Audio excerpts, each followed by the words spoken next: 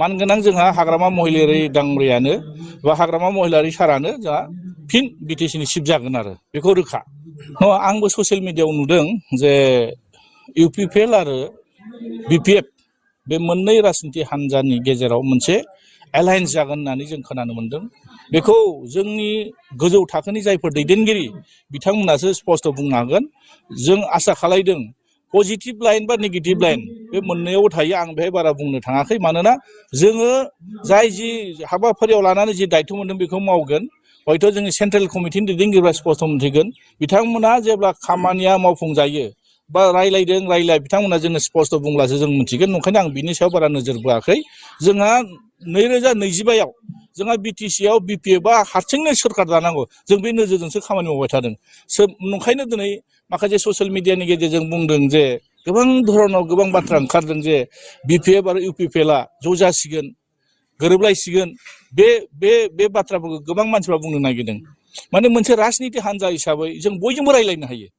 सोरबा माने कंग्रेसजोंबो रायलायनो हागोन, सोरबा बिजेपिजोंबो रायलायनो हागोन, सोरबा इउपिपिएलजोंबो रायलायनो हागोन, एजिपिजों रायलायनो हागोन। रायलायनायाथ' गिदिर खोथा नङा। जिथु राजनिति हान्जा जों जिथु हारसिं गेलेबा जोंहा लाब जागोन ना, सोरजोंबा लोगोआव जों ज' इलेक्सन गेलेबा जोंहा लाब जागोन। जोंनि नोजोरा जाहैबाय जोंहा बिटिसिआव 2025आव जोंहा मानगोनां हाग्रामा महिलारि सार्कल बिटिसिआव चिफ बानायनांगौ। बे नोजोरजों जों खामानि मावदों। ओंखायनो जिथु एलायन्सनि खोथाया गोजौ थाखोनि दैदेनगिरिफ्रा जेब्ला जोंनो फोरमायगोन जों अब्ला मोनथिगोन। ओंखायनो जों बाथ्राखौ मोनथिया असिया जों गेजेराव बारस'नानै खोथा बुंनाया थिग जानाय नङा। ओंखायनो नोंथांमोना जिथु आंनि गेजेराव मोनसे कुइसन लाबोदों जे एलायन्सनि खोथा, बेखौ गोजौआवसो मोनथिगोन। आं बिनि सायाव बारा बाथ्रा बुंनो सानाखै आरो। राजनिति मोनसे हान्जाया गावबा गाव माने हान्जानि माने थांखि, बिथांमोना जुदि सिंगल गेलेयो ना सोरखौबा लाना गेलेयो बिथांमोननि खोथा। मानोना जोंबो मोनसे बिपिएफ राजनिति हान्जा हिसाबै जोङो मालाय मोनसे राजनिति हान्जानि सायाव जों बारा बाथ्रा बुंनाया जोंहा थिग जानाय नङा। ओंखायनो जोंहा नोजोरा मोनसे सोर हारसिङै गेलेयोना लोगो जानानै गेलेयो जोंहा बेहाय बुंनांगौ दरखार गैया। जोंहा बिपिएफआ बे जे सिंगल हारसिङै जोङो बेसेबां माने नाम्बार्स नांगौ, बेसेबां संख्या नांगौ, जों बिसोर जोंनि नोजोर। सोरबा बिजेपिआ हारसिं गेलेयो, सोरबा इउपिपिएलआ हारसिं गेलेयो आरो सोरबा कंग्रेसआ हारसिं गेलेयो, जोंहा बेहाय बुंनांगौ दरखार गैया। ओंखायनो दिनै बिटिसिनि रायजो राजाफ्रा मा लुगैदों, बिटिसिनि रायजो राजाफ्रा मा बुंदों, जोंहा बेहायसो नोजोर। ओंखायनो दिनै आसा खालायदों जे बिटिसिनि रायजो राजाफ्रा दा बर्थमान जिथु बाथ्राफ्रा खुगाजों खुगा बेरखांलायबाय थादों आरो नुदों जे बिपिएफखौ दाबो रायजो राजाफ्रा गाराखै। मानो होनना बुङोब्ला इलेक्सननि रिजाल्टआनो फोरमान खालायो। थांनाय 2020आव जिथु बिटिसि इलेक्सन जानानै थांबाय, बेहायबोथ' जों बिपिएफआ जेनाखै। जों गासै 17था मोनदों। रायजो राजाफ्रा जोंनो बांसिन सापर्ट होदों। नाथाय बेखौ माखासे सुबिदा बायदि मानसिफ्रा खैसार सानानै जोंनि बिपिएफखौ सरकार खुंनो थाखाय खाबु होआखै। बिसोर एबारबो नोंथांमोना नायबानो जाबाय, थांनाय जिथु एमपि इलेक्सन, बे एमपि इलेक्सननि रिजाल्टखौ नायबानो मोनथिगोन। नोंथांमोना एसे एनालाइसिस खालामनानै नायबानो जाबाय। बिथांमोना मोननैजों लोगो नांनानै बेसेबां भट मोनदों। बिपिएफआ सिंगल हारसिङैनो बिटिसि समस्ति हिसाबै जुदि नायनो थाङोब्ला बेहाय बांसिन बिपिएफआनो दिनैनि थारिखआव 40टा समस्तियाव बेसेबां मोनदों नोंथांमोना रोखा जाबानो जाबाय। थांनाय बारनि जिथु एमपि इलेक्सननि जिथु रिजाल्ट, बिटिसि समस्ति हिसाबै जुदि जों नायनो थाङोब्ला मथा मथि बिपिएफआ सरकार दानो हानाय पजिसनाव दाबो दङ। बेखौ जों रोखा बुंनो हायो आरो। नङा, बेथ' दिनैनि थारिखआव जों रायजो राजाफ्रा साफ्रोमबो सांग्रां जानाया मोजां। मानोना बिटिसिनि रायजो राजाफ्रा सांग्रां जानायानो मोजां। दिनै बिएसिखौ जों मोनसे आन्दलननि गेजेरजों मोननाय फिसा काउन्सिल, बिनि गेजेराव जोङो बिटिसि मोनदों।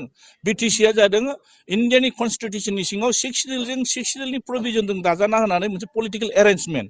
बेखौबो नोजोर होनाया मोजां। दिनै आरो बिटिआर नोजोर होनानै अबे मोनथाम एकर्ड जानानै थांबाय। दा मोनथाम एकर्डआवबो बर' रायजो राजाफ्रा आरो बिटिसिआव थानाय गुबुन हारिफ्राबो गोबां बेहाय माने जिउ बावनो गोनां जादों, गोबां खस्थ' मोनदों। दा थैनि गेजेरजों मोननाय बे सोरजिजानाय काउन्सिलखौ जों दिनै मानो थांनो होनो। ओंखायनो रायजो राजाफ्रा बिसार खालायबानो जाबाय। दिनै जि मोनसे ससियेल मिडियाआव नुनो मोनदों जे बिटिसिनि माखासे खेमथाफ्रा दिनै गावनि आखाइनिफ्राय गलांदों। नंगौ, बे सैथो बाथ्रा। जों बेखौ रावबो डिनाय खालामनो हाया। मानोना दिनै प्रमद बर' बिथाङा जिबायदि खेमथा लानानै दिनै बिटिसिखौ सालायनांगौमोन, बेयो बिथाङा सालायनो हायाखै। गावनो मोनखानाय जिथु डिपार्टमेन्टफोर, गावनो होखानाय खेमथा, बे खेमथाखौ सोरनिबा थ्रुयै दिनै बिटिसिखौ सालायनायखौ जों नुनो मोनदों। ओंखायनो दिनै रायजो राजाफ्रा सांग्रां, रायजो राजाफ्रा बिनि सायाव बिसार खालायनांगोन।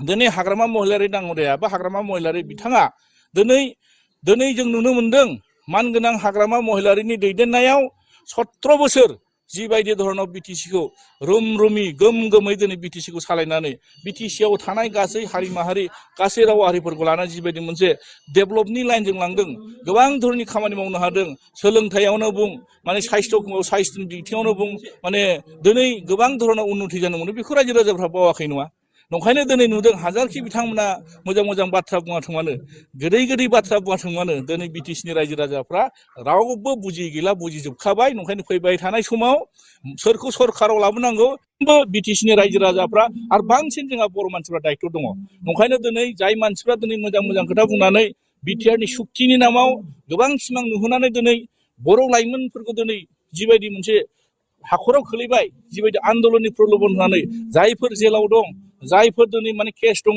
जायफोर दिनै मुंख्लं जाबाय बिथांमोननो जिबायदि माने बिथांमोननि सेक्रिफाइसनि जिथु बेसेन होनांगौमोन दानि सरकारा होनो हादोंना बेखौथ' जों मोनथियो